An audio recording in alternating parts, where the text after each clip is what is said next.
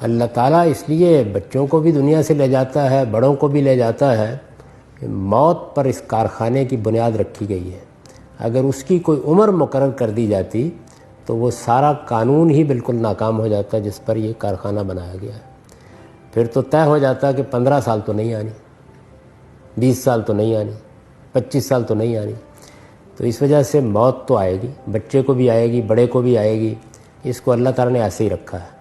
اللہ تعالیٰ یہ کیسے برداشت کر لیتے ہیں کہ ایک چھوٹا سا بچہ دریا کی لہروں میں اس طریقے سے رخصت ہو گیا، آگ لگ گئی، مر گیا؟ اس لیے کہ یہ ہمیں ظلم نظر آ رہا ہوتا ہے، اللہ کے ہاں تو اس کا استقبال کیا جا رہا ہوتا ہے۔ تو اللہ اپنی طرف سے معاملے کو دیکھ رہے ہیں۔ ان کے ہاں کوئی نہیں مرتا، ان کے ہاں کوئی نہیں مرتا، وہ تو زندگی پا لیتا ہے جس وقت دنیا سے رخصت ہوتا ہے۔ تو ہم چونکہ یہاں سے دیکھ رہے ہوتے ہیں تو ہمارے اوپر اس کا اثر یہ ہوتا ہے کہ یہ کیا ہو گیا ہے۔ اللہ تعالیٰ کی طرف سے تو یوں سمجھیے کہ ایک آغوش موجود ہوتی ہے جس میں بچہ چلا جاتا ہے۔ اس بچے کے لیے تو اللہ تعالیٰ کی جنت کے دروازے پہلے دن سے کھلے ہوئے ہیں۔